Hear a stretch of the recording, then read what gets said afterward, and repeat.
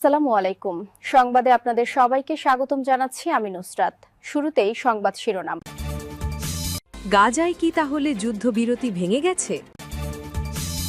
এদিকে গাজার ক্ষমতা ভবিষ্যতে কার হাতে থাকবে এখনও নিশ্চিত নয়, জেডি ভ্যান্সেরই কথা। আরও থাকছে, হামাস নির্মূলে গাজায় সেনা পাঠাতে প্রস্তুত মধ্যপ্রাচ্যের কয়েকটি দেশ, দাবি ট্রাম্পের। শুনছিলেন সংবাদ শিরোনাম, এখন বিস্তারিত। তবে তার আগে একটা ছোট্ট আবেদন, এক মুহূর্ত চোখ বন্ধ করুন। ভাবুন তো, একটা ভূমি যার মাটিতে কখনো শান্তি নামেনি, যেখানে আজও শিশুর কান্না মিশে আছে ধোঁয়ার গন্ধে, যেখানে প্রতিটি প্রভাত মানে নতুন শোকের বার্তা। যুদ্ধবিরতি থাকা সত্ত্বেও আবারও আগুনে পুড়ছে গাজা, শিশুরা দৌড়াচ্ছে ভয়ে, আর মায়ের কণ্ঠ কাঁপছে মৃত্যুর আতঙ্কে। মধ্যপ্রাচ্যের নতুন এই উত্তাল হাওয়া। ট্রাম্প বলছেন কয়েকটি দেশ নাকি প্রস্তুত সেনা পাঠাতে। তাহলে কি গাজা আবারও রণক্ষেত্র হতে চলেছে?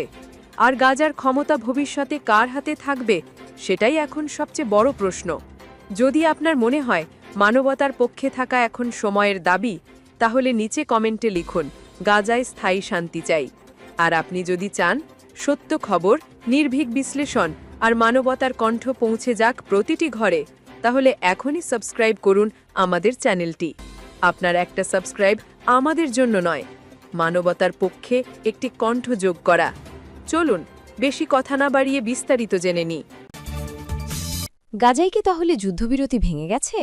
ইসরায়েলের হামলায় নিহত এক ফিলিস্তিনি শিশুর মরদেহ মেডিকেল সূত্র অনুযায়ী ২০ অক্টোবর ২০২৫-এ মধ্য গাজার আল ঔদা হাসপাতালে দাফনে প্রস্তুতির সময় যুক্তরাষ্ট্রের মধ্যস্থতায় ১০ অক্টোবর থেকে গাজা উপত্যকায় যুদ্ধবিরতি কার্যকর হয়। তবে যুদ্ধবিরতি চলার মধ্যেও গত কয়েকদিনে গাজায় ইসরায়েলের নির্বিচার হামলায় প্রায় ১০০ ফিলিস্তিনি নিহত হয়েছেন। আহত হয়েছেন আরও ২৩০ জন।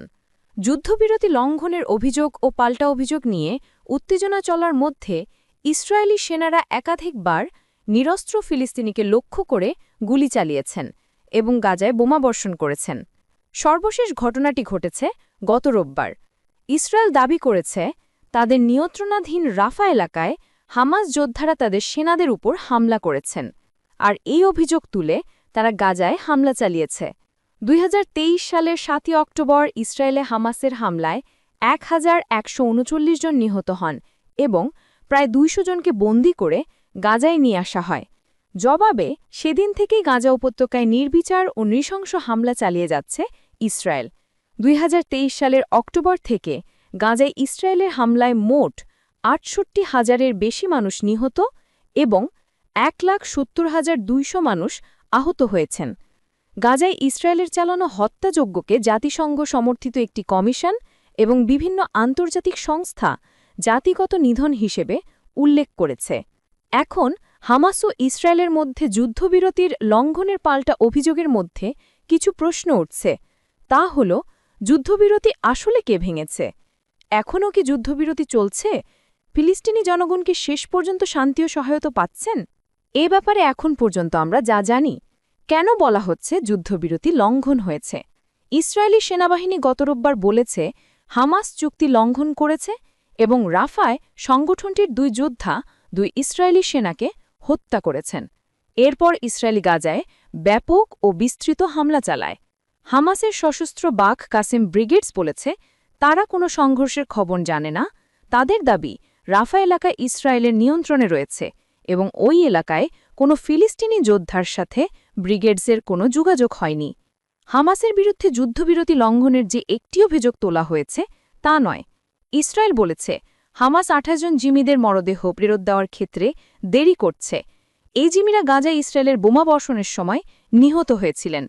হামাস শুরু থেকেই বলে আসছে যুদ্ধে বিধ্বস্ত ধ্বংসস্তূপের নিচ থেকে সব জিমের মরদেহ এবং প্রায় ১০,০০০ ফিলিস্তিনের মরদেহ খুঁজে বের করতে ভারী খনন যন্ত্রের প্রয়োজন।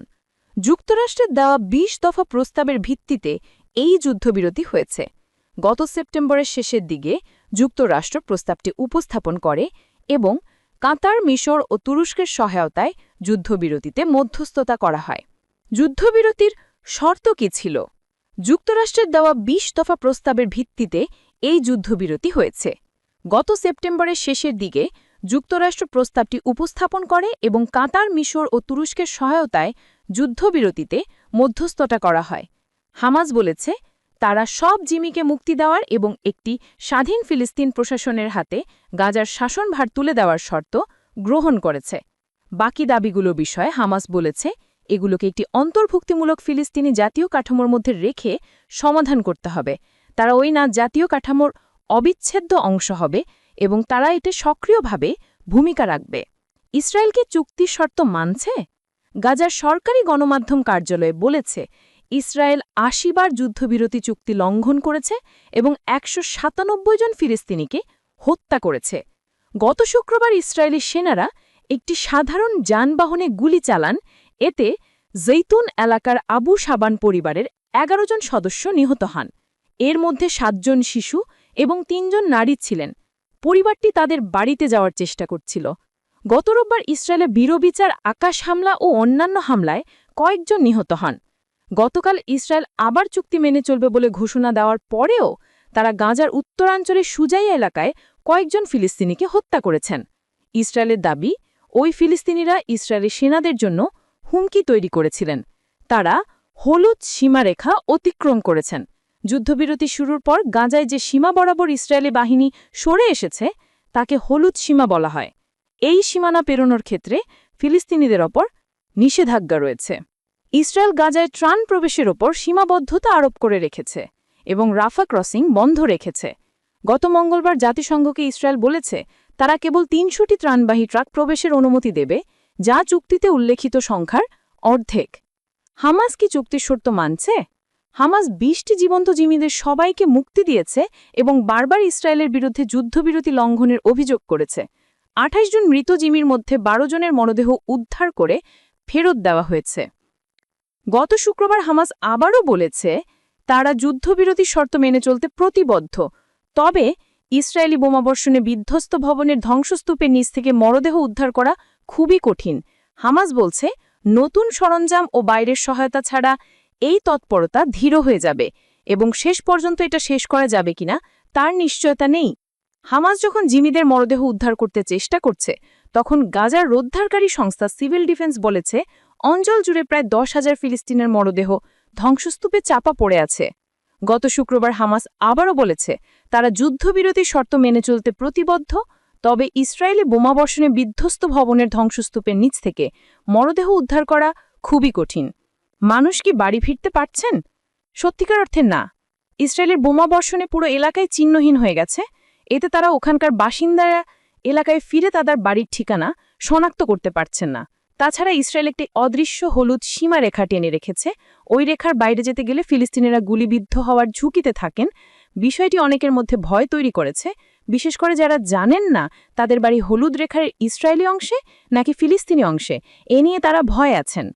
একটি খসড়া মানচিত্র দেখানো হয়েছে। হলুদ রেখা টেনে দেওয়ার মধ্যে দিয়ে গাজার প্রায় ৫৮% এলাকা ইসরায়েলের নিয়ন্ত্রণে রাখা হয়েছে। মানবিক সাহায্য অবরোধ রাখায় গাজায় খাদ্য ও অন্যান্য অত্যাবশ্যকীয় সম্পদ মারাত্মকভাবে কমে গেছে। ইসরায়েল সরকার পুরোপুরি সেনা প্রত্যাহারের কোনো প্রতিশ্রুতি দেয়নি। তারা বলেছে নতুন করে তন্ত্রাসের ঝুঁকি দেখা না দিলে তারা একটি বাফার জোন মেনে চলবে। বিশেষজ্ঞদের মতে শর্তের এসব ফাঁকফোকর ইসরায়েলকে গাজায় অনির্দিষ্টকালে অবস্থান করার সুযোগ দেবে। তাহলে যুদ্ধবিরতি চলছে নাকি ভেঙে গেছে? যুক্তরাষ্ট্রের প্রেসিডেন্ট ট্রাম্প বলেছেন যুদ্ধবিরতি এখনও কার্যকর আছে। তিনি আবারও বলেছেন মার্কিন কর্মকর্তারা পরিস্থিতি খুবই শান্তিপূর্ণ রাখতে দেখে শুনবে। ইসরায়েলের হামলায় রোববার কয়েকজন নিহত হওয়ার পর ইসরায়েলি সেনাবাহিনী বলেছে গাজায় যুদ্ধবিরতি আবার শুরু হয়েছে এবং সাহায্য পৌঁছানোর ব্যবস্থা করা হচ্ছে। হামাস বলেছে তারা এখনও যুদ্ধবিরতির শর্ত মেনে চলতে এবং স্থায়ী শান্তি প্রতিষ্ঠায় কাজ করতে প্রতিবদ্ধ।